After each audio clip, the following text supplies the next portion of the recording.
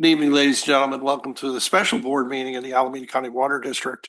Start out with the roll call. Directors Weed, Huang, here. Gunther, Here. Sethy, Here. and Akbari.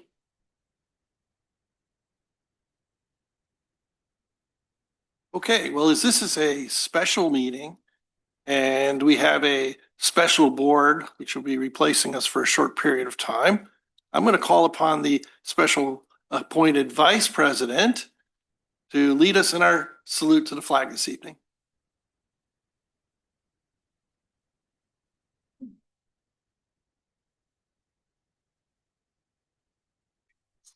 The United States of America and to the republic for which it stands, one nation, under God, indivisible, with liberty and justice for all. I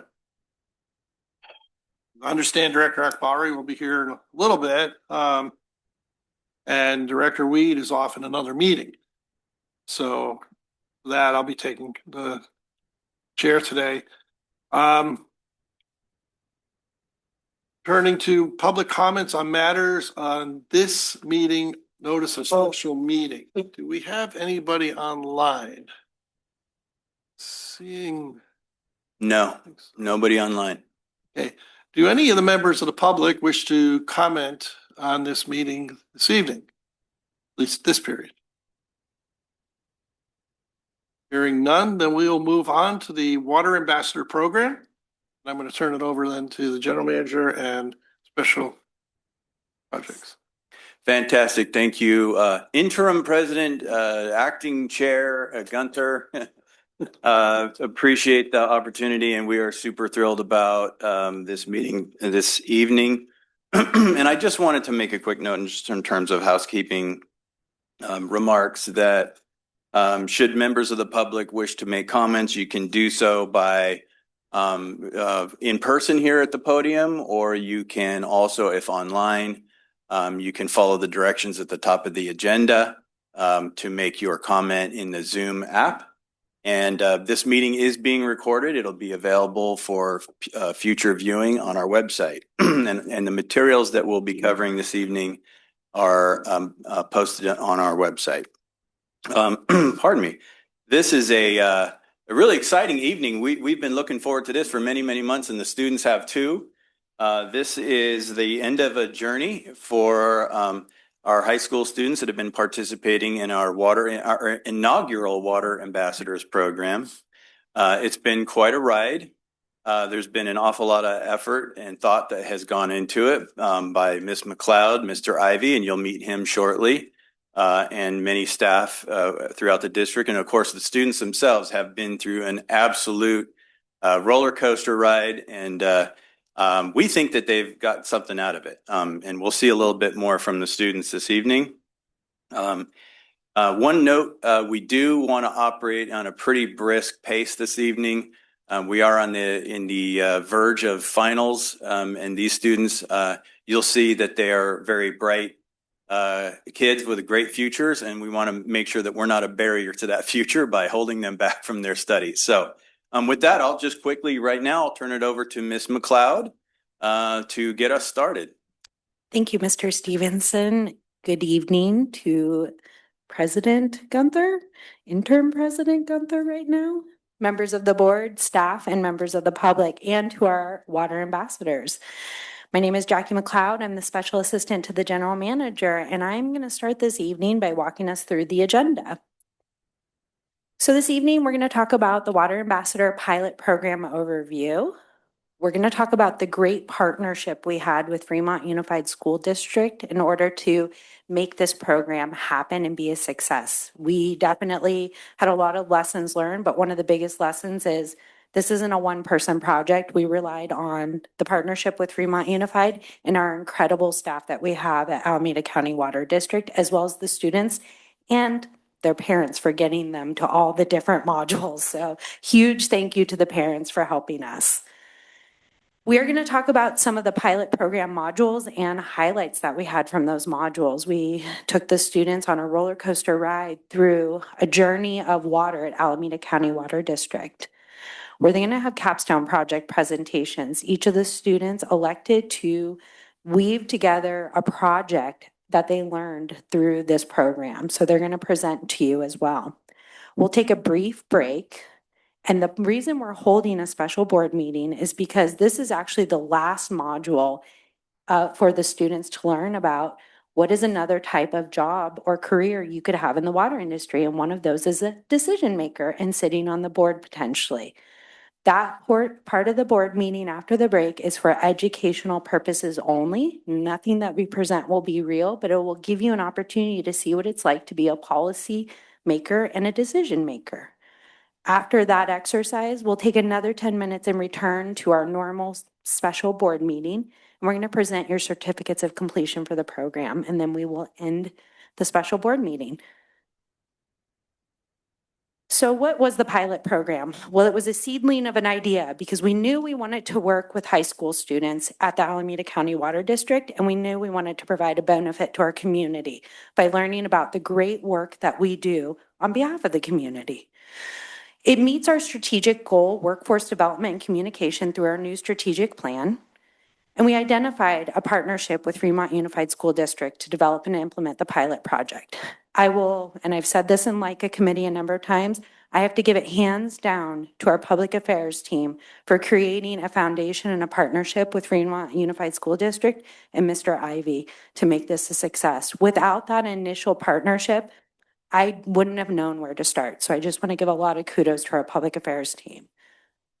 We knew we wanted to meet multiple objectives through this program, and we did not know where to start. So Mr. Ivy and I and a lot of our department heads had a brainstorming session.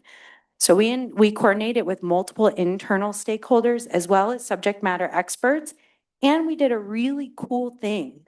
Mr. Ivy brought together a focus group of students in high school to say, what would they hope to get out of a water program, so that we can incorporate those learning objectives as well. And because I keep talking about him, I would like to introduce Mr. Nate Ivy to talk about the role of Fremont Unified School District in this partnership. Thank you, Ms. McLeod. So I'm Nate Ivy. My role is a teacher on special assignment for community partnerships and environmental sustainability within the district. And we've been so thankful for this collaboration and partnership because it fits so well with what we're trying to achieve on environmental issues. In the last number of years within the district, we've established a strong policy framework for our environmental goals and vision. These policies and resolutions were led by students and then adopted by our Board of Trustees, starting with a commitment to climate change action, recognizing that a school district is a large user of resources and has a substantial environmental impact, and that the choices we make matter. So we've been trying to reduce our environmental impact.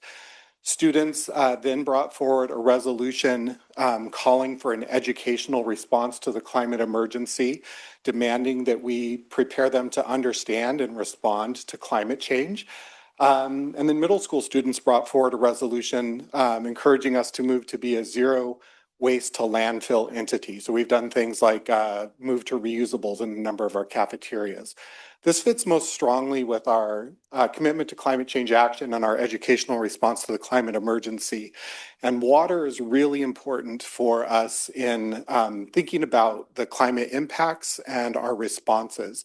Water shows up in third grade and fifth grade as big themes in science. And as we're looking at this pathway that we built out, talking to our student advisors over the last number of years, students really wanted to make sure they had opportunities to learn about college, career, and civic life choices in the face of a changing climate. So on our end, we had a pretty good idea of how to help students think about college choices. We do quite a bit in government thinking about policy choices. But, you know, honestly, we had a little bit of a struggle thinking about how we were going to raise career awareness. So this opportunity really met those goals. The work's been going quite well in the district. We were recently recognized as a gold level California Green Ribbon School District, and also California School Boards Association Golden Bell winner for our commitment to climate action. I'm really proud to say that one of the things we're able to achieve in this project was representation from each of our comprehensive high schools. So we have students from each of the 5 high schools in the district, and we're really thankful that they were able to have this experience with the water district. I'll turn it back to Ms. McLeod to guide us through the different modules that we experienced. Thank you, Mr. Ivy. Before we go into the modules, I just want to check if there's any questions or anything you want us to elaborate on before we continue. Seeing none? Okay, let's go through the Okay, let's go through the modules. So in our first module, we really wanted the students to experience where does your water come from and where does it start? And we were super lucky to be at treatment plant number 2. Unfortunately, it was a very rainy day, which the students will remember. So we were soaking wet if we went outside. So we stayed inside quite a bit. Our lead presenter was Renee Gonzalez, our public affairs specialist, and the students were able to tour a lot of the underground facilities of TP2. We had to stay off the treatment decks themselves because of slippery and we couldn't go upstairs. General Manager Stevenson also attended nearly every single module and was able to present at the module as well and answer questions for the students. Module number 2 was water distribution and how does your water get to you? Our lead presenter was Leonard Ash. He's our distribution maintenance manager. We had co-presenters with Mike Wickham and Uriel Ortiz, and that was held at district headquarters. Because it was getting dark late, we chose to be at district headquarters so that we could go out back and look at some of our big trucks and look at some of the equipment we had out there. And I think some of our students were able to turn some valves even and get to look at some meters, look at some AMI meters. So we were able to have interactive sessions. Module 3 was one of the bigger hits because we were in the lab and they were able to bring in samples from their high school for sampling and water quality and how do we keep your drinking water safe. Our lead presenter was Jennifer Amor Reyes, our laboratory supervisor, with an assistant Namir Mansouri. I hope I said his name correctly. Okay. He's a chemist too. The students were able to test for chlorine residual, pH. I'm looking to the students here. I think we tested for turbidity as well, correct? So they were able to use equipment in the laboratory and get hands-on experience, as well as see some of our advanced instrumentation and see a titration and process. For module number 4, we did behind the scenes. Again, the whole point of this program is to show students the many different types of careers you could go into working in the water industry. So behind the scenes are the engineers, finance, customer service, and development services. We had 3 lead presenters, John Wunderlich, our previous director of finance, Garuma Woke, our director of engineering and technology, and Sean O'Reilly, our development services manager.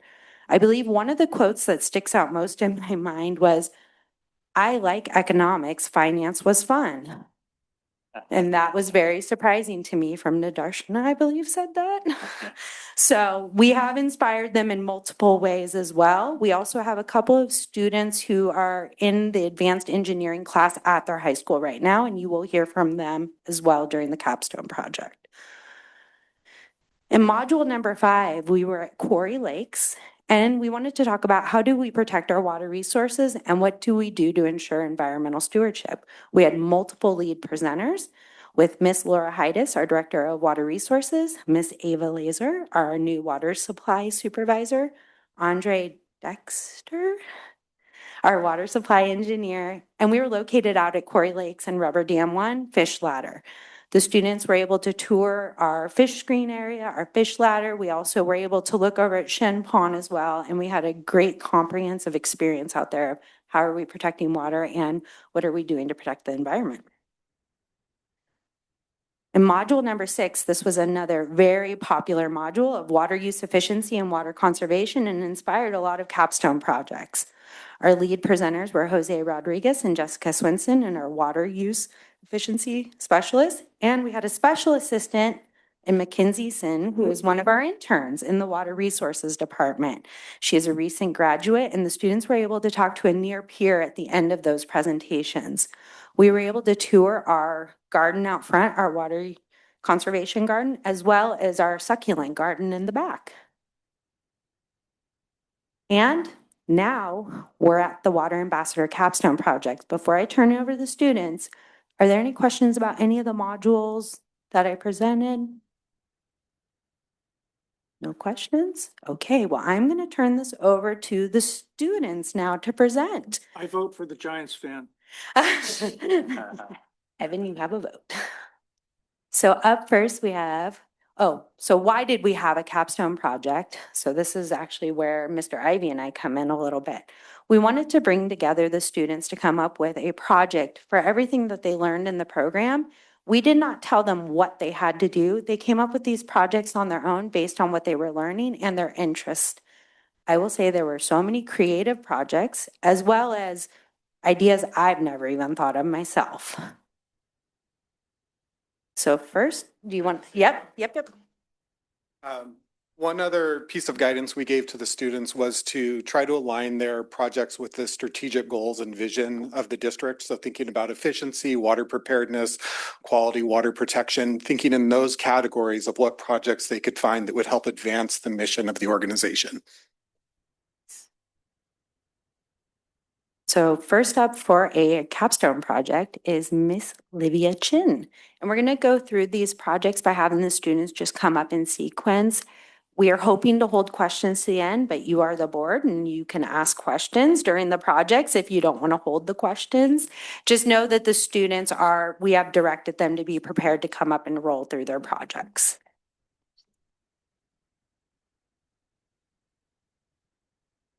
Hi everyone, I'm Livia Chen and I'm a junior at Mission San Jose High School.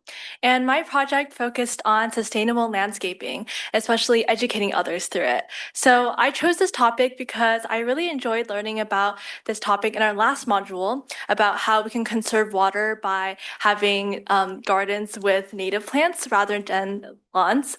So I held a lecture to around 20 students at my school where I talked about the downsides to non-functional turf, lawns, as well as alternatives to that. So like gardens with native plants and also succulent gardens.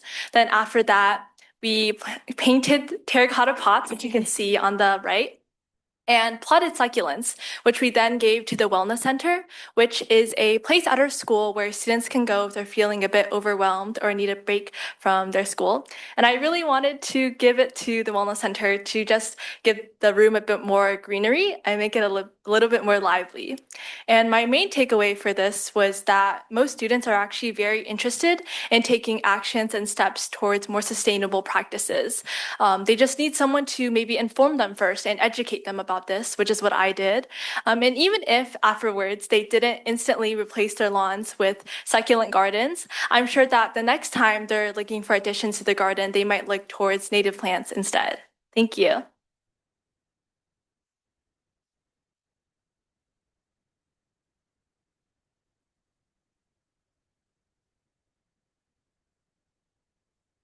Hello, my name is Huang, and I'm a sophomore at Mission San Jose High School. So my project was the Stormwater Stewardship Initiative, which is basically a kind of display board advocation event where I go to the usual events that I go to. I am part of a volunteering organization, and I often lead beach cleanups to help preserve the environment and like conserve the oceans. So basically what I do is I give a quick presentation on the first flush, how to mitigate it, and so forth. And basically I chose this project because got really interested in water quality once I saw like a dead seal decomposing by the waterfront with and even though I contacted like the cleaning administrations and such, they said just to let the body run its course. So basically, the main thing I found was that like the first flush had the greatest effect after like an extended dry period. And I also found that the majority of the people I gave the presentations to, which was often adults or fellow high school students, they also were very interested in this. And many of them actually scanned the QR code. We had about 20 scans per event. And I went to the events roughly 4 or 5-ish times. So that's around 100 people who attempted to adopt the drain, but we are not sure how many of them actually were able to adopt it because of like the QR code. So The recommendation from this I got like widespread wise was that probably like try to adopt a drain, maybe reduce the amount of sites you use, pesticides, fertilizers, other chemicals, and because that can cause algae blooms, which is not really good for the water. And then try to keep your drains clean to mitigate the first flush. Thank you.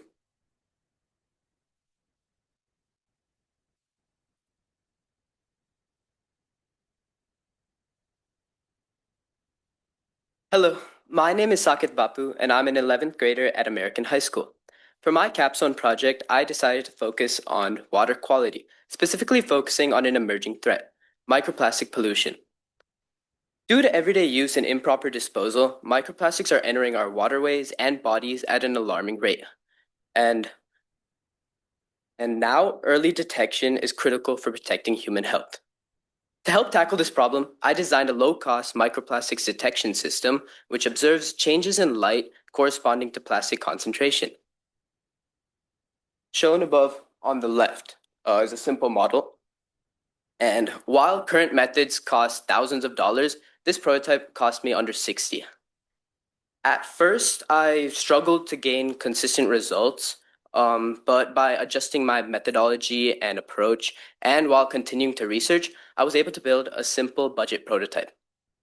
And here on the right, we have a graph that shows the channels, the light channels for red and clear values increasing as plastic concentrations also increase, indicating successful detection through light refraction.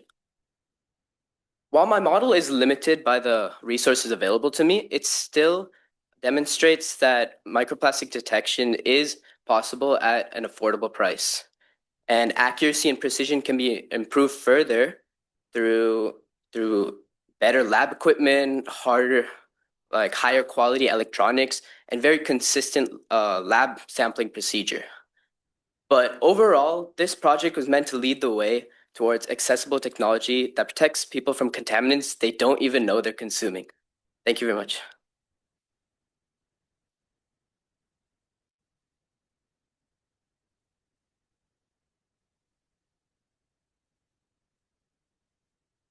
Good evening, everyone. My name is Adhav Chari, and I am a sophomore at Mission San Jose High School.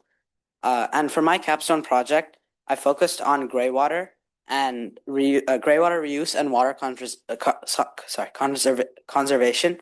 And I chose this topic because water scarcity and drought continue to be major challenges in California, and I wanted to learn more about about realistic ways that people can help conserve water from their own home and how they can do it more efficiently as well. And during my research, I learned that a large amount of household water does not actually go back into their own someone's water system, and it doesn't need to actually be used to efficiently clean their clothes, and much less water could be used to clean someone's clothes. So I created a trifold brochure, which can help educate people about how to save water more efficiently, and it includes more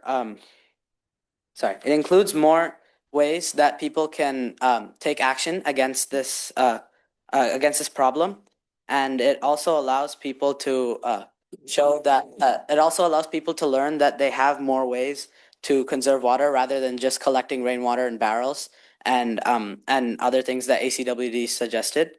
A major part of my project involved educating people on practical and safe ways to reuse this water, because gray water, if not used properly, can become dangerous and harmful to the environment and the people themselves, since most of gray water is from bath water and washing machine water, which mostly contains soaps that, if not filtered right, could be dangerous. So one of the biggest influences on my work was the project by Shreya Ramachandran and the Greywater Project. Her organization helped me better understand both the environmental importance of greywater reuse and the need to make and help me better understand both the environmental importance of greywater reuse and the need to make information accessible and educational for communities.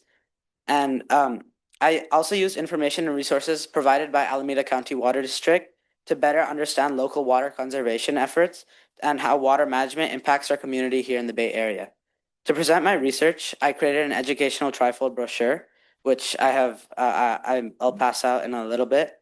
And overall, this project taught me that sustainability is not always about large-scale solutions. Sometimes small habits and community awareness can make a meaningful difference over time.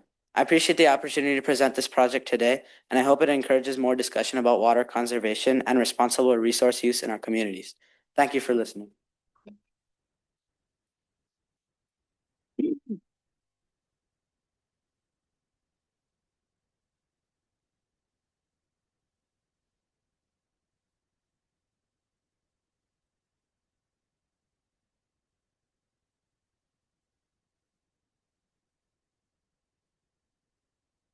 Apologies, we are missing a student who is not here, so we're going to go on to the next capstone. Yes, you have a question. I would like to make a comment, if I may. Yes, please. So I am a K through 12 graduate of the Fremont Unified School System. I am a long time ago, former student trustee on the Fremont Unified School District Board, which was my first introduction to politics in Fremont. And I excelled in speech and debate at Mission San Jose High School and at UC Berkeley. And I just want to say, I am most impressed with the presentations here and the confidence in which each one of you spoke, because I have been a regular judge of speech contests in the Tri-City area, in particular for the Rotary groups. And I think the confidence in which you spoke and the knowledge that you gained is just incredibly impressive. So just want to compliment all of you on that. Okay. Thank you, Director Sethy. Yeah, I'll reiterate that. Although I am not a member of the local school system, I originally grew up in Connecticut and have transplanted here. That was a terrific job by all of you. Public speaking can be very difficult, and you handled it great. And keep it up. It'll pay benefits in the future. I guarantee it. Thank you, Director Gunther. Yeah, and I just want to note, we still do have a few more capstones to go, Yeah, so we're missing one you student, might but even we see stuff that you have more comments on coming up. So maybe we can move to the next one. I was gonna say I will withhold my comment Okay. until the end. More So now- compliments to come. Yeah, now we have Mr. Ethan Lee coming up. My capstone project was a basic physical survey of various water sources in the local area of the city, namely from Quarry Lakes, Alameda Creek, the San Francisco Bay, or rather where water touches the San Francisco Bay, and regular tap water that flows into my house, taken from a hose. This project was slightly downsized from my original ambitions to try to find parts per million of such chemicals like estrogen in our water, because I simply didn't have lab chemicals or lab equipment for such a task. But I believe physical contaminants are a good way to tell how comparatively unhealthy or deadly water can be when you actually consume it, and gives a good idea as to the transition between dirty water or raw water sources and filtering that reaches our houses. What I found was largely what I expected, because none of the water was outwardly irreversibly contaminated from a physical level, at least on the filter paper that I used for my project. And I believe that's a good thing, because it means that our water sources are not irreversibly damaged by our industrialization and other factors. I believe this can be expanded to an ultra-localized sort of response analysis organization. I didn't put that together myself for this project, but an ultra-localized analysis of our various water sources and a flow map that I currently have sitting in a Google Doc can give us an idea of where our water is coming from, what it's being affected by, and what is actually ending up in that water before it enters our filter facilities so that we can tell exactly what we have to account for. This was a very unsophisticated setup using mostly existing materials and a few cheap purchases, but I believe this can be expanded to what I originally wanted, parts per million watching for chemicals. Thank you for listening.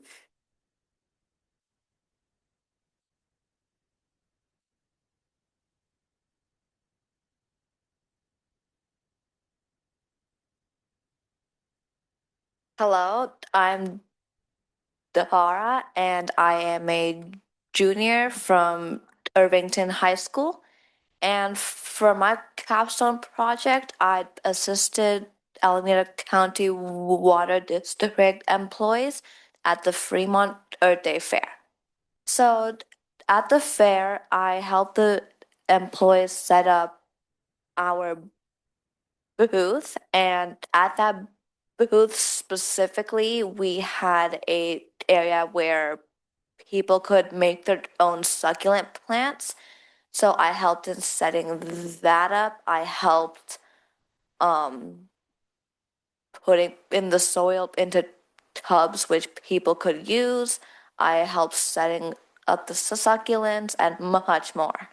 Now, after the people started coming into our booth, I helped them with making a succulent, and I guided them step by step on how to make one. For example, I helped them choose a pot, fill it with soil, put their succulent in, and then at the end, decorate their pot.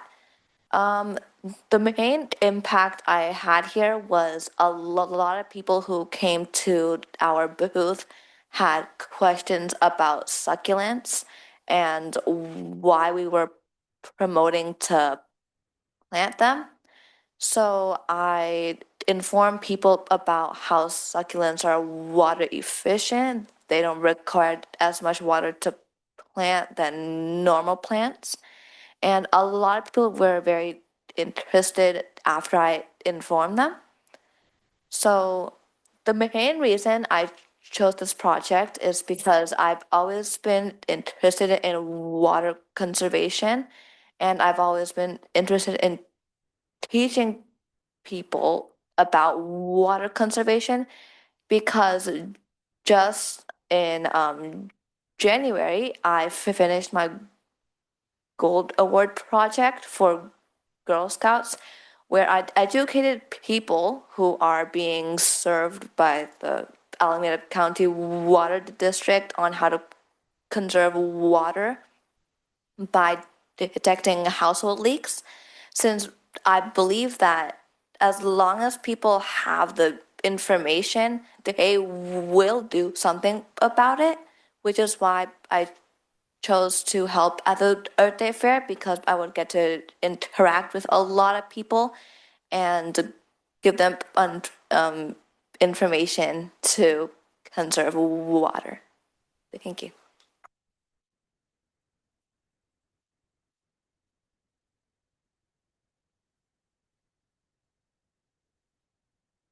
Hello, everyone. My name is Rachita Deshmukh. I'm in 12th grade and at American High School. So my capstone project was about building more trust with consumers and with their consumption of their water that's coming from this district. Because when I did module 3 and 4, when I saw how we tested water from our schools directly from our water fountains, it was all really good. Like, there was actually nothing to be nitpicky about, even though I chose the worst water fountain that some students would say at my school. It was really outdated. It was dirty looking. It was out in the field. So I don't know how many birds went on there, but it was dirty overall. But the water was fine. And so I came back, presented my findings, and none of my friends believed me. And when I talked to them more after doing module 4 with customer service and talking about how we don't really need filters or any like other sources of water, as in bottled water, they were shocked. They didn't believe me. And so this was where my project originated from. And so I built this flyer as a way to communicate what myths there are about drinking water straight from the tap. It's free, environmentally friendly, and more cost effective. So I think that spreading more awareness about water quality in general was the focus of my capstone project, and I really hope more people get inspired to drink straight from their tap, even though I'm pretty sure most of us here have filters, but they take this leap today and drink straight from their tap. Thank you. At least you know the birds love it. So I'm going to flip us back in time here. Our one student did arrive here. So I'm going to go back in time to Mr. Evans, Cow's presentation really quick, and then we'll continue on. So sorry for being late, but my name's Evan Cow. I'm a sophomore at Mission San Jose High School. So what I did my project on was just data collection from my public communities based on the Smart Water app. So like how it worked was I asked a bunch of family, friends, and others to track their water usage per hour every day. Now, the first question of my survey was, have you even heard of such an app? Now, people didn't, because they just mainly put their, water bill on like auto pay. So I also asked them what was their favorite feature. A lot of them said, well, number one, I can track by how much water I'm using per hour, which is very good since some of them care about water conservation. And since mainly these people I had the survey from were households, as expenses grow, they can better track how are we managing water as level where, the whole family can use it while, keeping costs low, since this is a very expensive area. Well, I also made them guess how much water they use on a daily basis. Well, they guessed around usually 40% or to 20 to 40% less or more of what they usually would want of the actual.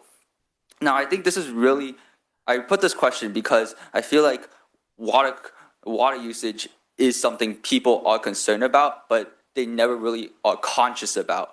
So I put this is to then ask the last question, which is, how would you better use this app in your daily life in either paying your water or conserving water? And most of them said, well, I like to keep, most of them was summed up to, I like to keep this app as like a backhand pocket tool where like I can check it for updates, but I will not use this very often since I already have my water bill on autopay. However, it is still a very nice tool, and I think my study was very successful because I just think it helped to raise awareness among people for water conservation and how their water bill is actually calculated. Thank you.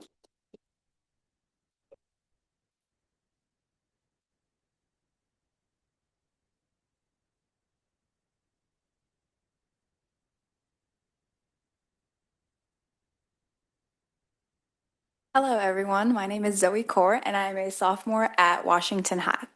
So for my capstone project, what I did is I analyzed ACWD water conservation programs, and I observed water usage trends over time to see how much of an effect they made in overall water use by consumers. And okay, so the last module that I remember that we were in this room and we learned about water conservation, I learned about the rebate program. And now I personally know that I didn't really know what the rebate program was earlier, so I decided to go home, ask my parents if they knew what it was. They weren't too knowledgeable about it. So what I did is I created a form to send out to, I think around 20 people, 25-ish, to figure out if they knew what the rebate programs were, and if they didn't, what other ways of water conservation did they use. Now, I got the very basic answers of I use a full load in the laundry, I take shorter showers. Now, obviously, those are very beneficial to saving water, but rebates are something that would get people more motivated to conserve water because they also get a little something out of it. So with this research, I want to put forward more initiatives to spread awareness of the rebate program.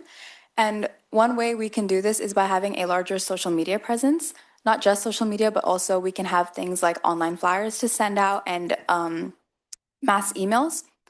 And one more thing is that I volunteered at the Earth Day stand, and I noticed that a lot of people were coming to ACWD and wondering and just asking their questions. So I feel like we should have more outreach programs like that, specifically towards water conservation and the rebate programs.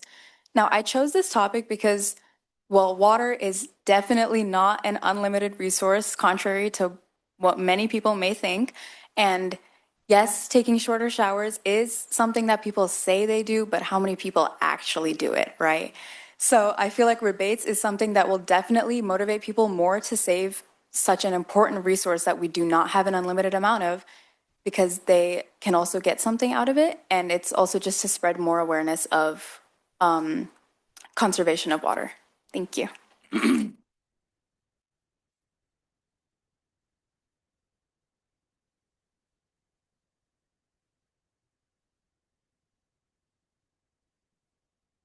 Good evening, everyone. My name is Isha, and this is Nadarshana, and we're both sophomores at Irvington High School. And we did our capstone project on reducing non-functional turf in our school. So, throughout the Water Ambassador program, Isha and I had the wonderful opportunity to learn about a multitude of the aspects related to the work that ACWD does, their water stewardship efforts, and we also learned a lot about the issues regarding water conservation. And now, one issue that really stood out to us in particular was that of non-functional turfs, also known as NFT. This is basically turf that requires a lot of maintenance, takes up a lot of water, and has little to no practical usage. And living in California, we thought this type of water wastage would be a pretty big problem. The reason this issue stood out to us so much is because we saw so many cases of NFT being located around our school campus. There's non-functional turf right outside of our library. It's also right outside in front of our theater. It's on the edges of our parking lots. It's near our fences. We saw it practically everywhere. And we also did a little bit of additional research ourselves, and we came to find out that changing our school's turf into water conservative plants and ground cover could actually reduce our school landscape's water needs by nearly 70 to 80%. And on top of that, when we came to learn that ACWD offers a rebate program of $2 per square foot of lawn that's changed into water efficient landscape, we knew that we wanted to help our school have a more affordable and water conservative environment.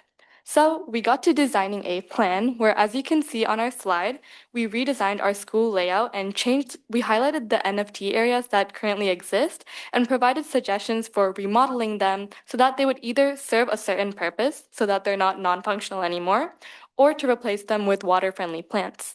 Now, the two ways we thought of that we could change these NFT areas into areas that actually serve a certain purpose was to create school gardens or outdoor seating areas. Now, our school has a really large student population, so any improvement to the campus design that helps provide more room for our students to eat, study, socialize, or even host school activities is always beneficial. So by changing this NFT into an outdoor seating area, it makes the campus more usable for students and justifies the water usage because it's being used for something we actually need for a good reason. Additionally, on top of that, changing this NFT into a community garden at our school is also really beneficial because these gardens utilize less irrigation than what's needed for the turf. And not only that, they provide a means for our students and clubs on campus to actually collaborate and take on activities in gardening and hands-on projects that are even more beneficial to the local environment. So with that, I'll give it to Isha to talk about our third option in our redesigning plan. Our idea was to replace NFT that wasn't used for sports, walking, or seating with landscaping that was both aesthetically pleasing and still environmentally sustainable at our school. That's why we look towards native plants, which are already acclimated towards California's climate, and as a result, they usually require less watering, fertilizing, and maintenance compared to typical plants. This was especially important because California frequently experiences drought-like conditions, so using water-efficient landscaping would be really beneficial and have significant impacts over time. Succulents were also a strong option because they're very water efficient since they store water in their leaves, stems, and roots, which makes them very fit for planting things that don't require as much water. As you can see on the slide, we included examples of native plants that would be successful at Irvington High School, such as California lilac, hummingbird sage, and sticky monkey flower. These species would add vibrant appeal to our school visually while also being environmentally advantageous. One benefit of native plants is that they support local ecosystems. They attract pollinators like bees, butterflies, and hummingbirds, which you can see on the slide, which helps create a healthier environment around our campus. So our design isn't just about saving water, it's also about connecting our school to the natural environment. Overall, replacing NFT with things like native plants and succulents would create a more sustainable environment for our school, and we definitely plan on pitching this to our school administration since we're actually undergoing renovations right now. Thank you.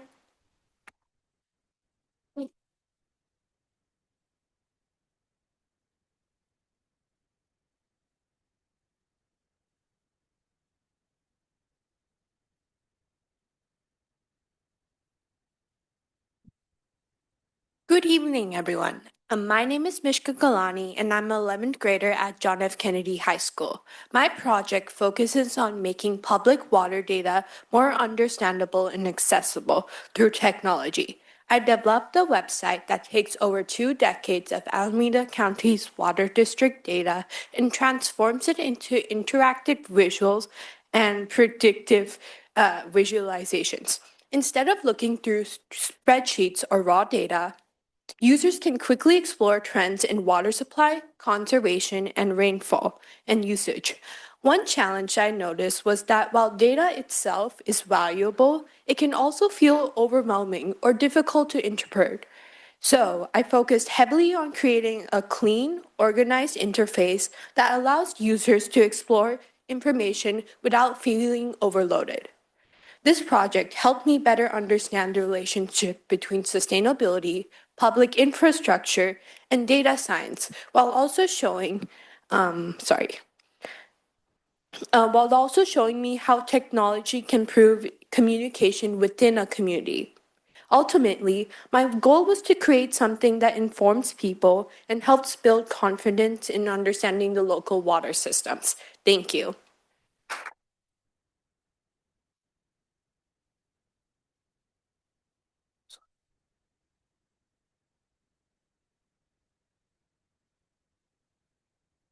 All right, with that, can we give another round of applause for all our water ambassadors and the excellent presentations? I think I learned more from you tonight than I learned in the modules we created. So thank you so much for contributing to a lot of information for the district here. Before we move on, I'm going to ask, are there any comments or questions from the board? Ms. McLeod, I spoke up too early. I didn't realize the number of presentations that we had, and they were all excellent. And I'm so impressed. Really unbelievable. Yeah, the students were very dedicated, even on top of a full school workload. And I see a number of these presentations where we could add value to our website, especially with that last presentation. That's awesome that you went through all that analytical research. Yeah, really impressive. I would say thank you, but thank you on behalf of the water ambassadors. Yeah, thank you again. Yes, there's some very interesting items here. I find that the community interaction, it's such a small level, but still it can be magnified. Little things like that can help us. I mean, our staff is great, but they're small. And we have Tri-City to work with here. So everything you've done is fantastic. And it really starts at your level. You know, I'm set in my ways, but it's been fashioned over years. And I actually have a strong sense of water after my days in the Coast Guard where we didn't have water. That's when you wake up. So it's terrific to see what you've done. Congratulations. And thank you for being part of this program. Thank you, Jackie. Good job. So I guess last but not least, I'm going to break this in different portions. So I'm actually working as an environmental engineer and have been an environmental engineer for the last 30 years.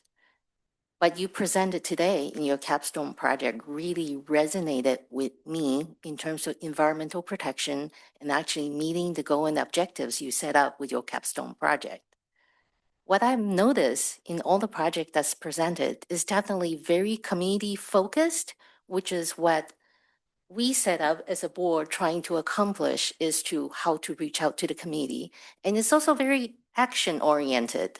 Every one of you gave us ideas where we could use it on our website or actually in our outreach, we could actually take that idea and run with it. So I am so proud of you guys coming up with all these wonderful capstone projects that are actually realistic, implementable. The second part is already been mentioned, how confident you are, your presentation style, your presence.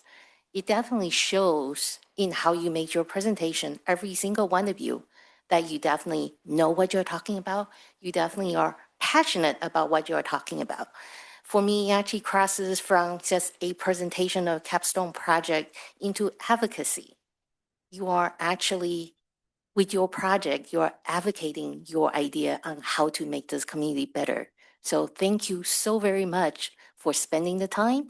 Thank you to the parents for facilitating, allowing them to come spend time with us. Thank you to staff at Jackie. I mean, this is our first year, and I am definitely looking forward to see how this program will grow. I am so proud of every single one of you. Wonderful job.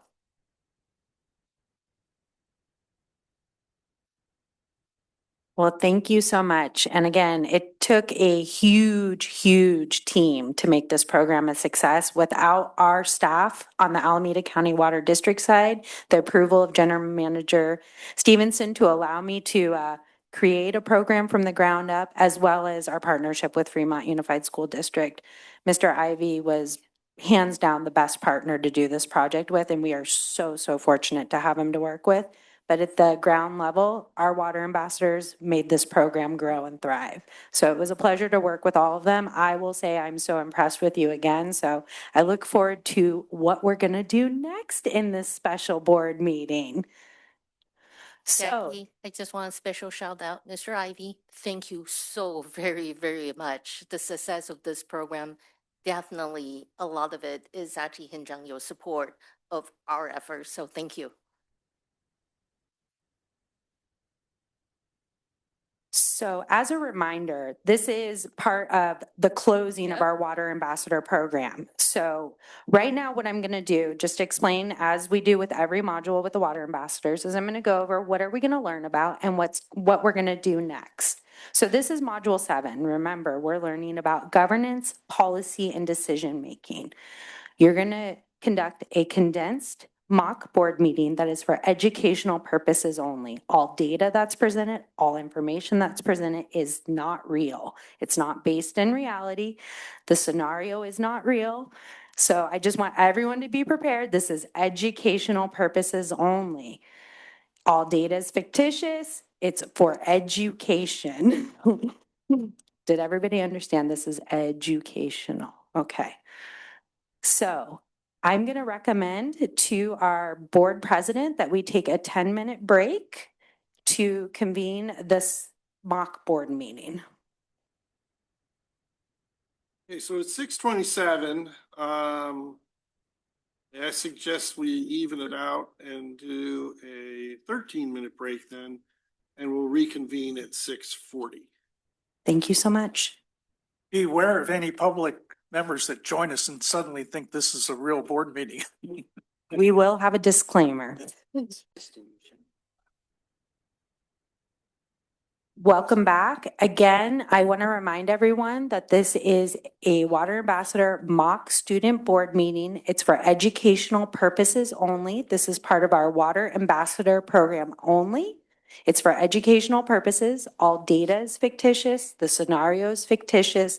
This is for the students to learn about how it would be to be a policy and decision maker, but nothing is real. And I see legal counsel turning on his mic. Yes. Yeah, and just for those who might be watching this recording later, you will notice that we have our students on the dais. And so that is just anytime you see students on the dais, this is part of the mock board meeting and not the real board meeting. So thank you for that introduction, Jackie. And I also want to remind the public that is here that we have assigned public comments in scripts as well, because again, this is a scripted mock board meeting for educational purposes. So I'm first going to walk us through the roadmap of how tonight is going to go for our mock board right now. So let me turn the slide here. So we're going to paraphrase from our actual board rules and code of conduct. So the way this is going to look, and I would recommend that our board members have this slide out at all times. You'll be able to see the presentation on the screen above me, so you don't need to worry about this. But if you get lost, this is your roadmap. Our board president, Ms. Galani, is going to announce the agenda item. I, as staff, will present the item, maybe not well. I'm going to include background, facts, and analysis by staff and some of the options that are available. I'm then going to make a recommendation. We don't have a committee tonight to review, but the board is going to ask any questions you want of me. I may or may not have answers, and that'll be like a real board meeting. You'll then go out to public comment, and you will have a series of comments coming your way. You get to decide as board members, using some of the skills you learned through the modules, if you want to respond or how you are going to respond, or if you just want to hold quiet. One of you will make a motion, and a second, if you want the board to discuss the item before or after the motion, you can do that as well. And then you'll make a decision. You can either follow the motion, take staff recommendation, you can make an amendment. You could say, nope, we want this to go back to staff for more review and analysis. You are the board, you get to decide. Are there any questions so far? And remember, we're here to support you, so if you get lost at all, one of us on staff will chime in and help you, okay? Thumbs up if we're good. All right. Ms. Galani. Okay. May I call this board meeting to order?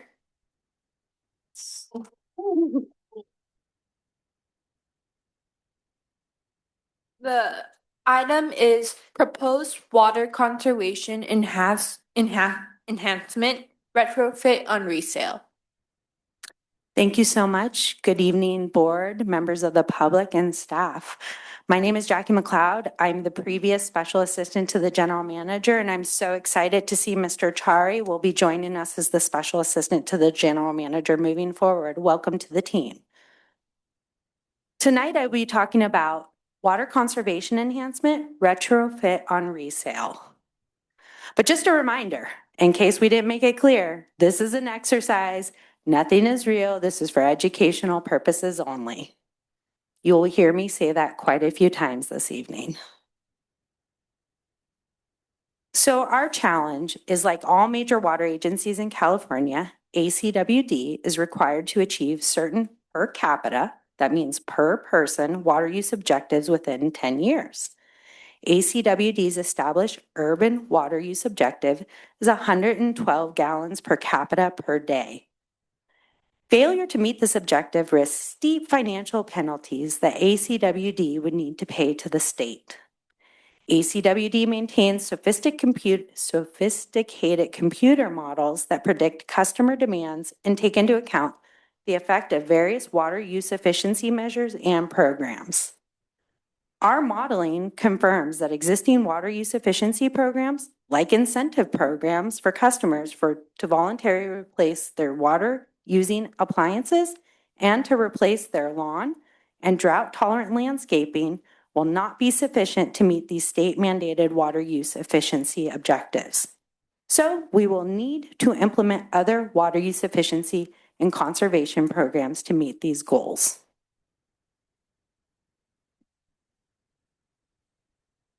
On this graph, we're modeling results for customer demands per capita or per person water consumption in gallons per day.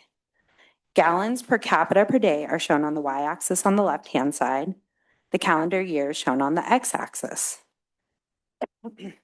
The graph shows that in 2026, our GPCD is about 122.5 gallons per capita per day. Our modeling predicts this value will decrease slightly over the next 10 years due to natural conservation. Natural conservation is the effect of changes customer demands due to things that will happen anyway, like when failed appliances or toilets are replaced with higher efficiency models, or when changes to plumbing need to be made and need to comply with modern plumbing codes. So if we do nothing, our GPCD will decrease slightly over time.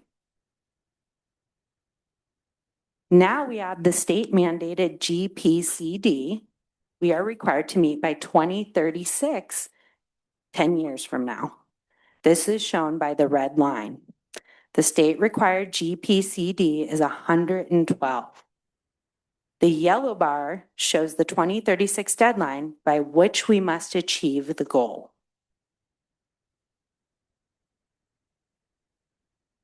We need to close the gap between expected and required GPCD by 2036. We need the blue line to get all the way down to the red line in 10 years.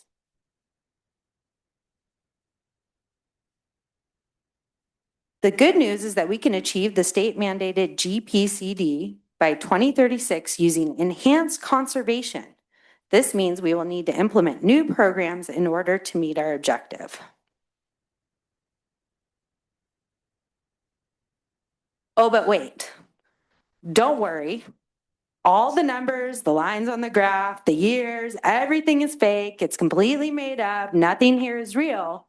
But do any of our board members currently have questions for me before I continue on? Okay. We will continue on then. So enhanced conservation can mean any of several things. Our modeling indicates retrofit on resale can help us achieve our goals. What is retrofit on resale? When a home or business sells or transfers, the owner would be required to retrofit indoor water fixtures and appliances or outdoor landscaping, replace with drought-tolerant natives, or both. This saves water permanently. Staff estimates 1,000 homes and businesses will be sold or transferred within the next 10 years by the state's deadline. The district is legally allowed to require retrofit on resale.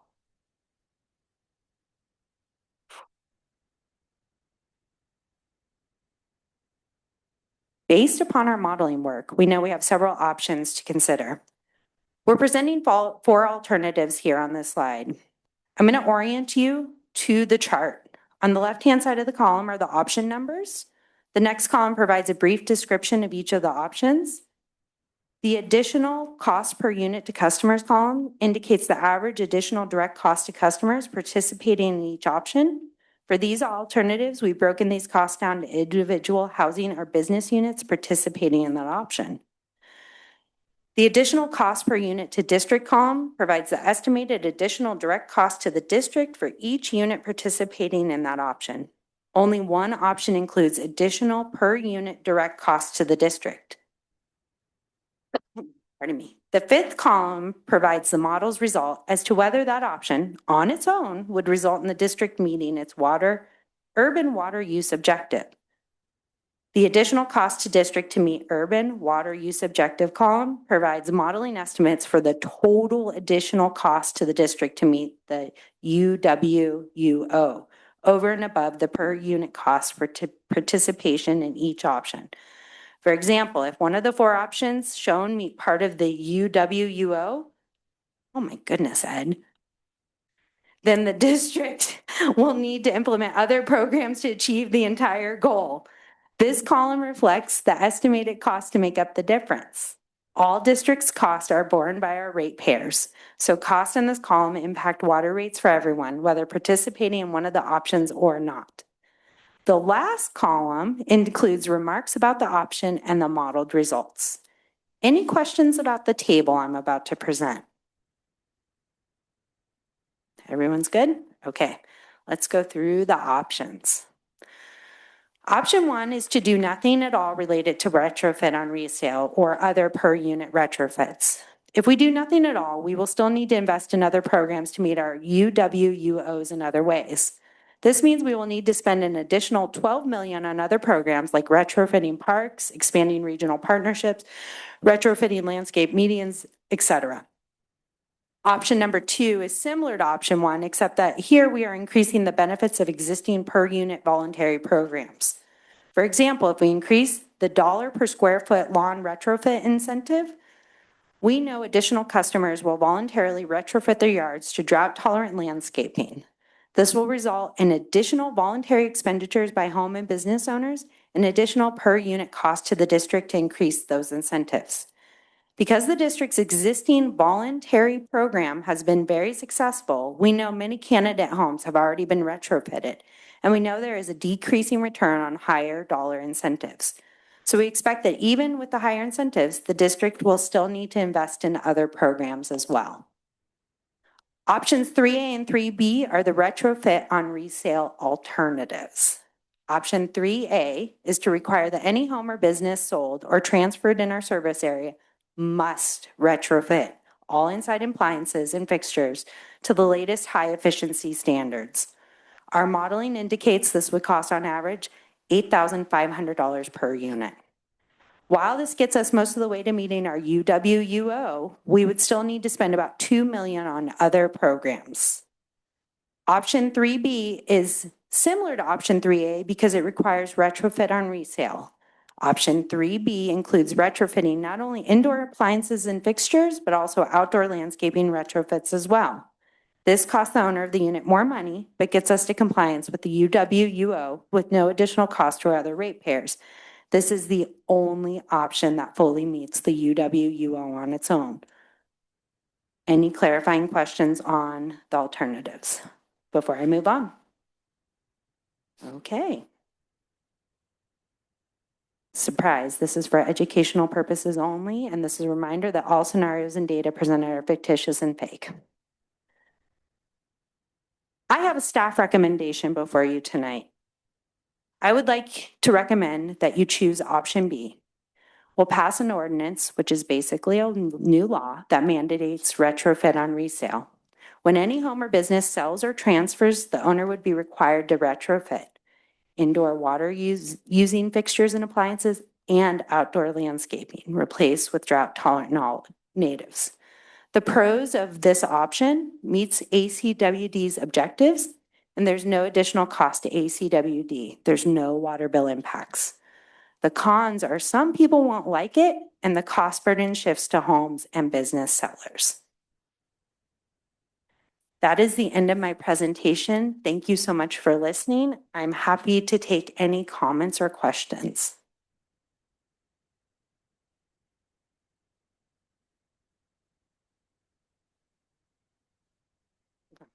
Hi, does the board have any clarifying questions for the staff? Okay, so I have one question. I've heard that some people they sell their businesses because some of the fixtures and appliances are old-fashioned and they're not working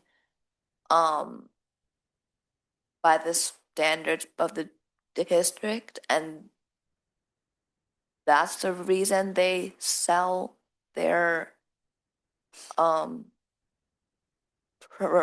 property or business.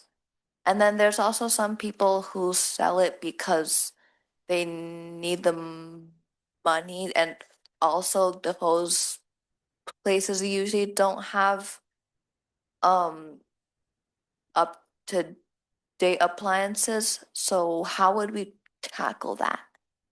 That is a great question. I'm going to need to do some further research, and I'll get back to you on that.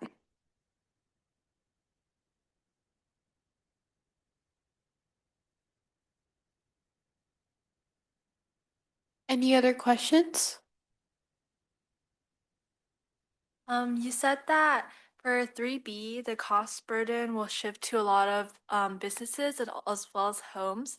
So do you have any like predictive like actions what they will do? Like how will they react to the costs? That's a really good question, and I believe we've done some modeling on that, but I'm gonna have to get the information for you and get it back to you. Any other questions? I have one more question. So if we're going to share the data to the public, we can see that only option 3B requires the district not to pay any additional money, and customers are required to pay the most.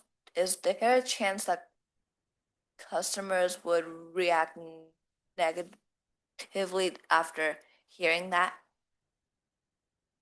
I can't speak for the public. I know that we're gonna open up to public comments and we may hear that. I am not aware of any public comment so far. I have not received many emails, but we do allow customers to respond through emails or they can call us with their concerns.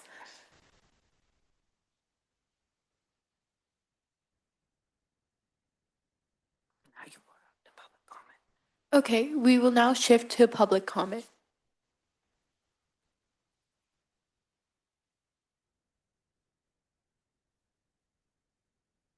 May the district secretary call up the speakers by speaker card? Okay, our first speaker is Rita Retiree.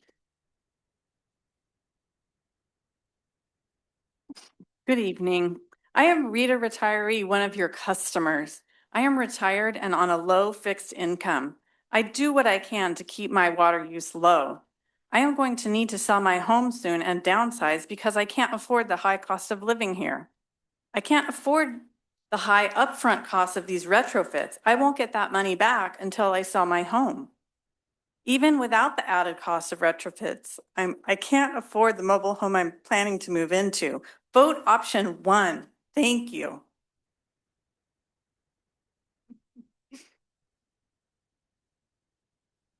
Okay, the next member of the public is Elliott Enterprise.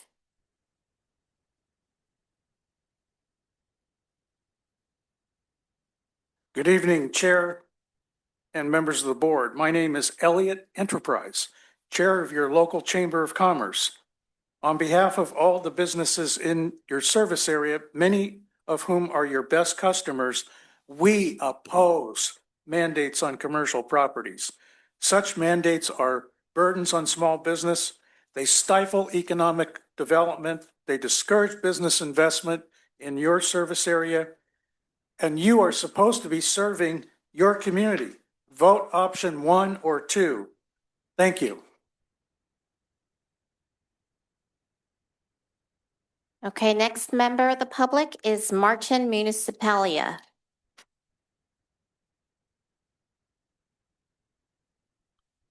Good evening, Madam Chair, members of the board. My name is Martin Municipalia from the Mayor's Office. Lawns, beautiful, lush, green lawns. Home to insects, places to meditate. Loss of lawns and green spaces affects community aesthetics and a sense of place. These policies impact urban design, and need I remind you, urban design is the city's jurisdiction, not yours. Such policies may also conflict with city planning policies. You should not vote option 3B. Thank you.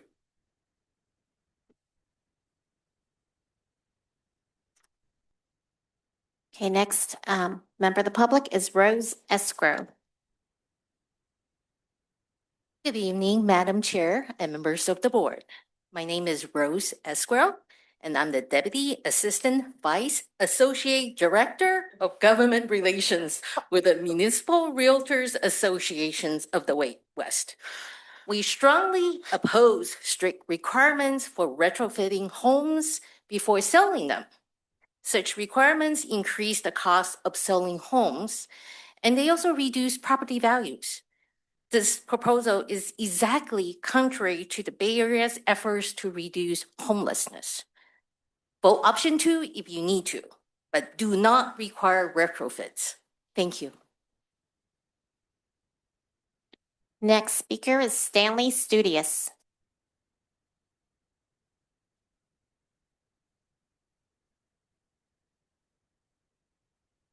Hi, my name is Stanley Studious, and I am an economics major at Ohlone College. I don't own a home, but this is an important societal question. Should the good of the whole, that's all ACWD customers, be paid for by the whole or the few, just home and business owners? In this case, the few are engaging in a large dollar transaction, the sale of their property, the sale or transfer of a property, and the cost of the retrofit on resale is a rounding error in the value of that transaction. Have you considered which option has the lowest overall societal cost? Thank you. Okay, next we have a representative from Save Water, Save the Planet. Good evening, members of the board.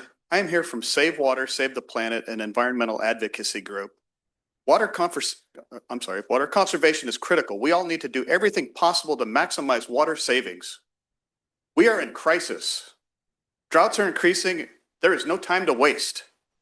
Retrofit on resale is a simple approach done elsewhere with perfect success. It saves water at no ongoing cost to ratepayers. The cost of this mandate is about half of 1 penny for every dollar on average real estate transaction. Ensuring reliable water supply is good for homes, businesses, and the environment. For these reasons, we urge you to vote for option 3B. Thank you. The last speaker is a customer at 123 Plum Blossom Road. Good evening. I am your customer at 123 Plum Blossom Road. I retrofitted my home and yard years ago. I use only 500 gallons of water per month. Everyone should be as efficient as I am. I don't want to pay for someone else's water savings. Vote option 1. Thank you.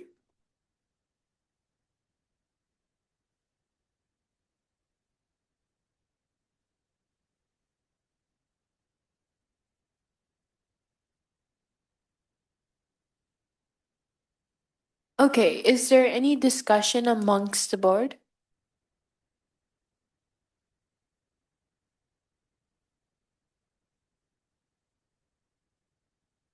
So you guys can talk about any of the public comments you've heard. You can talk through the options that you heard because I saw you all taking notes. So this would be the point where you would look to each other and see if there's any discussion or if the public comment has changed what you think you were gonna vote.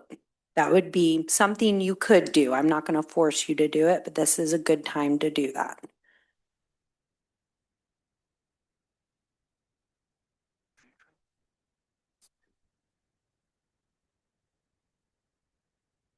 And you'll want to raise your hand so Madam President can see you if you want to make a comment.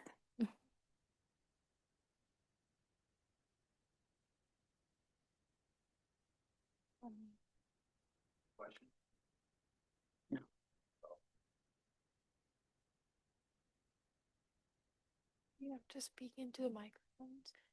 You can speak into the mic. Yeah. If you have a question or you want to respond to. Anyone, okay, speak into the microphones. Yeah. Gotcha. Okay, so I do have one question for you, Miss McLeod. So I was wondering that your the option 3B is a great option, but I think the main reason the public did not agree with your proposition is because of the cost. So I was wondering if we could balance it out so that families with low incomes could pay less and families with more incomes could pay more so that the cost balances out. And in this, we can also take into account how many people are living in each household, since depending on the number of people, that also determines the amount of water that each home uses. That's a great suggestion. I will look to our general manager to help me and make sure I'm responding to this correctly. Because of Prop 218, we are not able to do that because we're subsidizing one user class for another.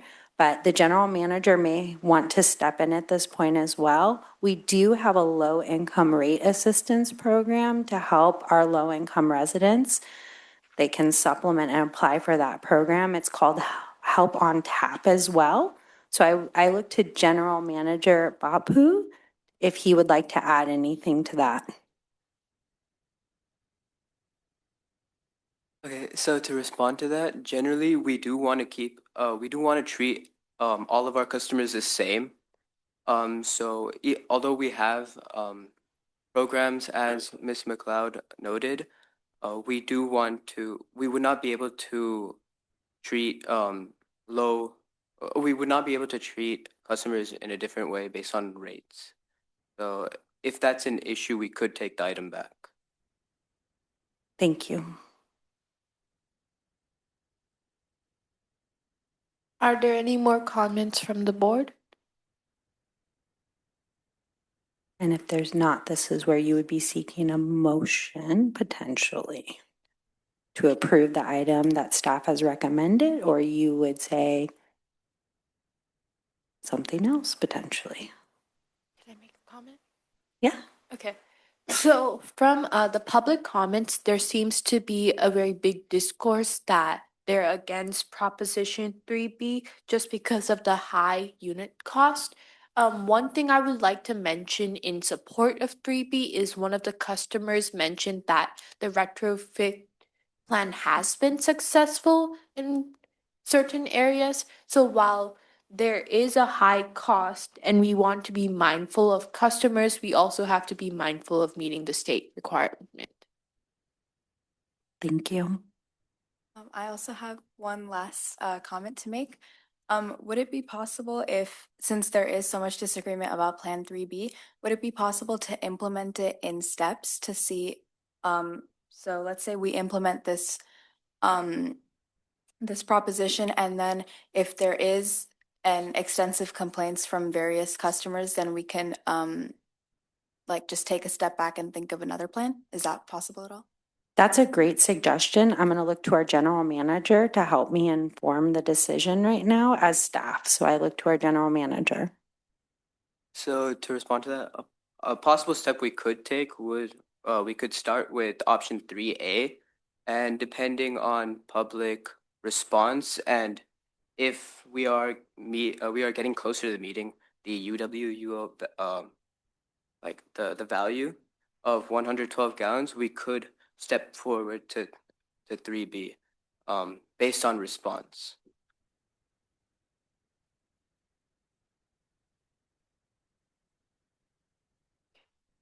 Are there any more comments from the board? No? Okay. So you would be seeking a motion, or as your vice chair has said, she proposed an amendment. You can also choose to do that amendment and send it back to staff for further review as well. Okay, I'm looking towards a motion of the general, sorry. The vice chair proposed an amendment. Yes, what the vice chair proposed as an amendment, it seems like a good plan, and it's not going all in on the high costs as that has been mentioned by public comment, while still simultaneously meeting the goal that the state set for us. Okay. So we have a motion with the recommended amendment. Does anyone want to make a motion and the recommended amendment? Any of you can do that. Do it. You say, I'll motion, or I'll make a motion with the recommended amendment. I'll make a motion to the recommended amendment. And then I need a second. Are we clear on what the recommended amendment was? We should be real clear. Ms. Galani stated what the amendment was. She repeated what the vice chair had stated, which is we're going to do a phased approach with 3A and move towards 3B. Okay, so the item then that's on the table for consideration is actually item 3A. We're seeing that as a phase or a step toward potentially item 3B, but that's the motion on the table right now. So now it's some discussion to you. Is there any other discussion on item 3A on that motion? Because the president is going to be looking for a second.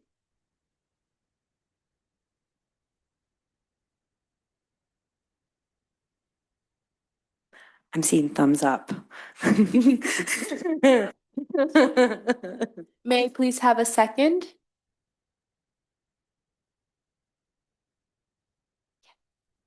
I second the motion. And so the motion passes. You call for the vote to the district secretary? May I call for the vote to the district secretary? Okay. Directors Carr, Yes. Chen, Yes. Lee, Yes. Hurak, Yes. and Galani. Yes. And then you say the motion passes. Motion passes. Yay.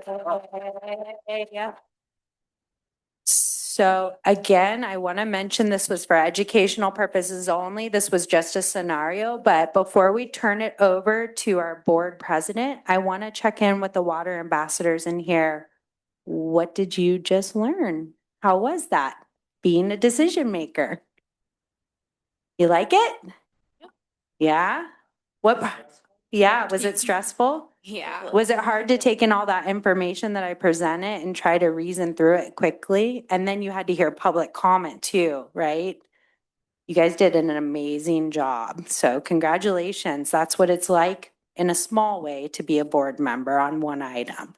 So if you have any more questions about what it would look like to be a board member, we do have board members here tonight. Please feel free to catch them at the end of the meeting when we close out. Stay where you are because we have to go back to our formal special board meeting. So I'm going to make a recommendation to our board president that we take a 10-minute break. So Yeah, let's just, Jackie, why don't you just say, we're gonna go on break. Actually, I'll do it as the general counsel of the Okay, great. district. We are going on break and you were terrific. Ambassador Board. And general manager. Good job, you guys. Well played. Right. Good evening, everyone. It is 7:24 p.m. We are reconvening. I just want to note I came in at 6:32 p.m. I just want to apologize to the members of the public. I had a vigil to attend prior to this, and so I was able to join just before the student mock board meeting, which went excellent.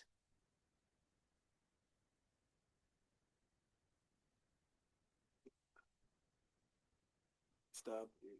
Back to Jackie. Okay. Great. Perfect. So we're still on item number 4, the Water Ambassador Program. We just finished the Water Ambassador mock board meeting for educational purposes only. I will turn it back to Ms. McLeod. We will continue with the presentation of the Water Ambassador Program certificates of completion. Thank you. So we're very happy that we finished module number 7. The water ambassadors have completed all 7 modules of the Water Ambassador Pilot Program. They did an amazing job on their capstone projects, and we want to recognize them for the work they have done. They also just completed the student mock board meeting as well. At this time, we're going to present them with certificates of completion. We're going to have Mr. Ivy call their names. I will be handing the certificate to President Akbari. We will get a handshake. Parents are more than welcome to take a picture of your individual students at that point. Students, I'm going to ask you to stay up front here and line up because after all of you get your certificates, we want to take pictures with the board and you with your certificates. Is everything clear as water right now? Treated drinking water from ACWD. Okay, we're gonna begin. So when you hear your name, come on up and I will hand you a certificate.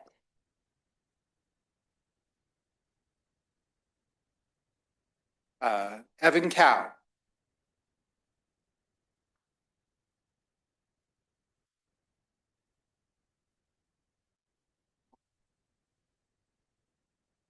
Livia Chen.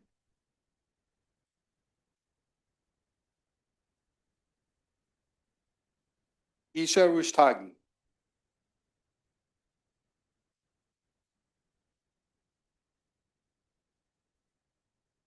Mishka Galani.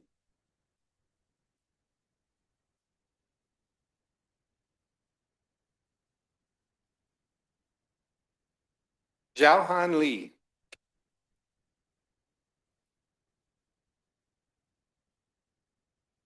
Nadershana Natarajan.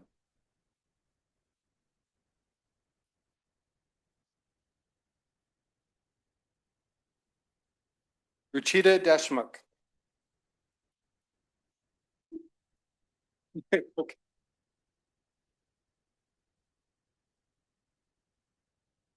Zoe Kerr.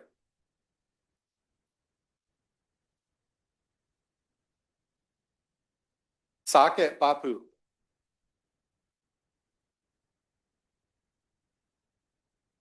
Ethan Lee.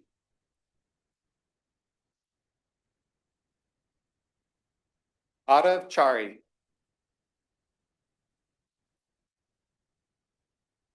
Angelina Sun.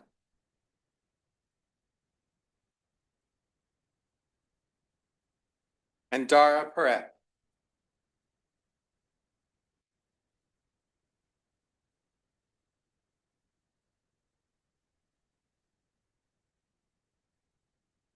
Board in, up to the board. So I would like to take a picture with our board and our ambassadors. If we can have the board members please come down with our students and we will set up a picture here.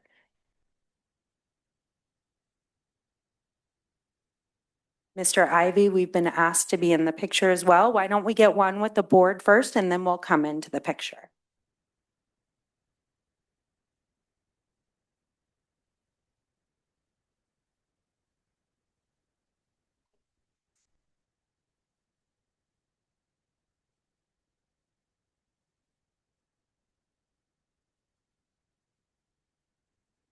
Yeah, it's over here.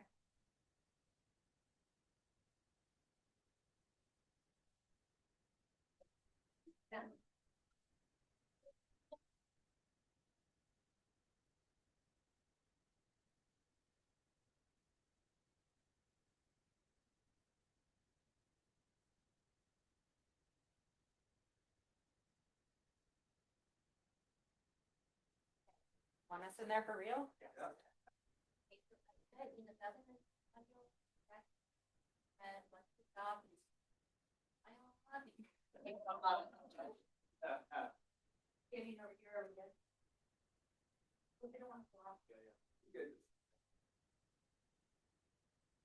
That's all I care. 3, 2, 1. All right.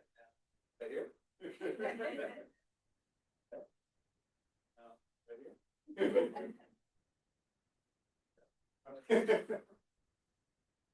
One more.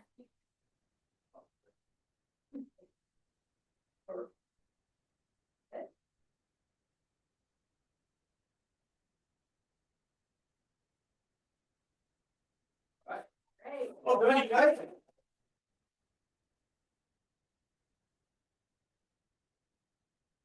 Nice job.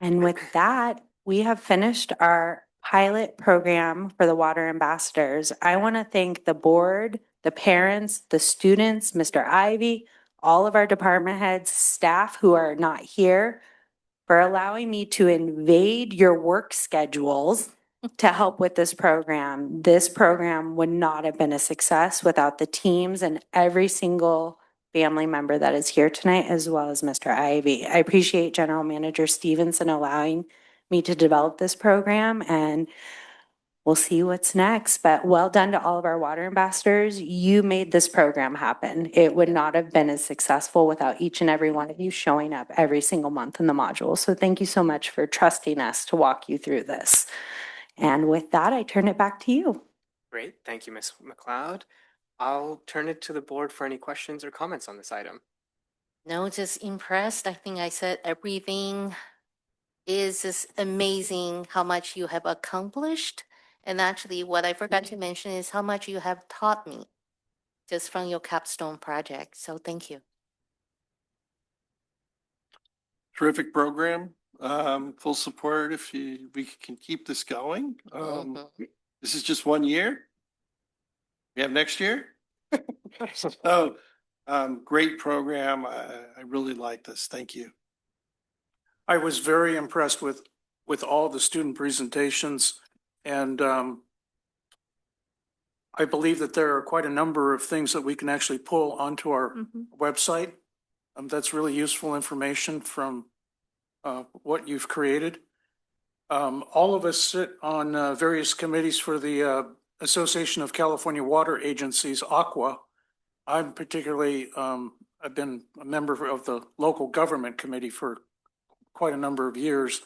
And I'm going to take, in fact, a couple of the ideas that were presented here to the state level for presentation. And I will try to encourage those to move forward with your ideas that were presented here. So thank you again. And just most impressive. And again, I want to emphasize this because I've been a judge at a lot of the speech contests here in Fremont, went through speech and debate at Mission San Jose High School, UC Berkeley. And oftentimes I notice when students are nervous when they're speaking, especially in front of the public. And what really impressed me here tonight was every single student had command of what they were talking about and a lot of confidence, and the speaking abilities were even more impressive than the ideas. So I want to compliment you again for that. Thank you. Thank you. So first of all, I want to congratulate all the students. You guys were part of our inaugural program. I think that's incredible. I hope you guys found it valuable and you're taking away some inspiration and ideas. I also want to thank Ms. McLeod, Mr. Stevenson, all of our staff who put this together, and of course, our partner at FUSD, Mr. Ivy. We've always been looking for ways that we can better engage with students in our community, and I think this is step one in a process to do even more of that. And so I'm very, very thankful for the partnership of FUSD, and great job, really, really great job.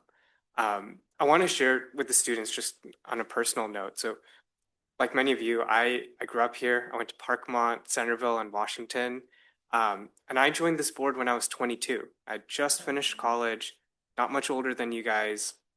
So I really do hope you consider a career in water. I hope you've found that you don't just have to be an engineer to join ACWD. You can, there's a wide variety of roles here, and it's a great place to work. Maybe one day you'll be up here on the dais, and that would be super exciting. I think we would all benefit for that, and so I hope you guys continue to consider ACWD, and just best of luck on all of your guys' future endeavors as well.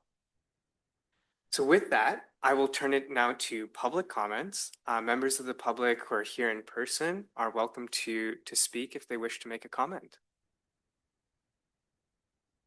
Yes, please. You can actually come up to the podium.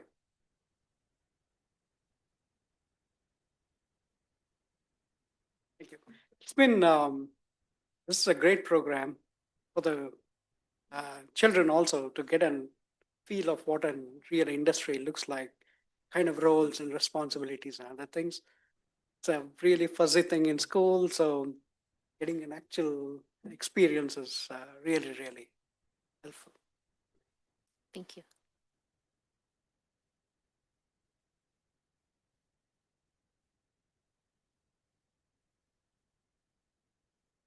Hello, everyone. First of all, thank you for the opportunity and thank you for considering to continue the program. So I would like you to invite new students and also provide guidance for these kids as the next step, like a different program maybe. And thank you from all the parents here. Thank you.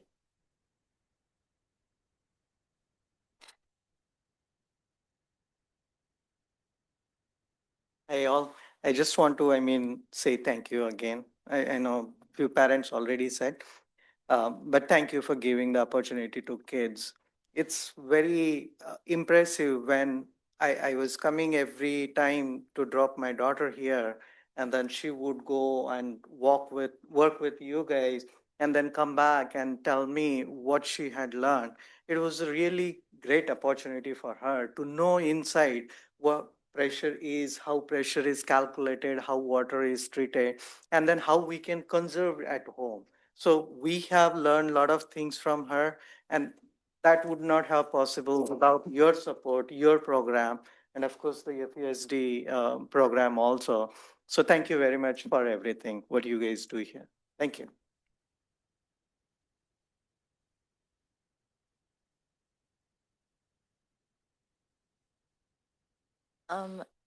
Hello. I would just like to say that I have really enjoyed this program and I really wanted to continue in the future. And I would like to join it again.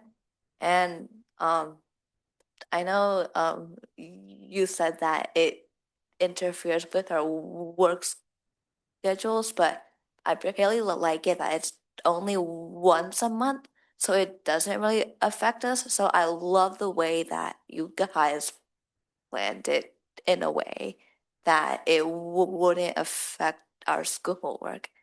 And I just had one question for you. So you said you joined ACWD at 22. So did you join through an internship or? No, actually, I joined on the board. So I ran for election. So each of us on the board here, we're elected by our local community. So everyone in Fremont, Newark, and Union City gets a chance to vote for each of us. And so I decided that I would just run for one of these seats here on this board. So did you have any prior experience in like water or being in a district before you joined or? I didn't. No, I was pretty fresh out of college and just eager to serve my community. And I didn't have a formal background in water. My background's in cybersecurity, so very, very different. But I was just eager to work with my colleagues here and try and give back to the community. So since you were in cybersecurity, what led you to join ACWD? So in 2015, we had a pretty major drought in California, and so water was kind of top of mind for everyone in the community, and we were looking for ways that we could conserve water. There were a lot of tough decisions that had to be made, even here at ACWD, and I wanted to make sure that I got to have some input in that. Thank you. Yeah, thank you for your questions. Wonderful. Well, if there's no other public comments, I will move to adjourn. Actually, just before I adjourn, I forgot to thank all the parents, and I remiss them on that. But thank you to all the parents, all of you guys, bringing your students to this program and encouraging them to join. I think that's huge. That's the only way that we're able to be successful here. So thank you. And with that, 7:40 p.m., we will adjourn tonight's meeting.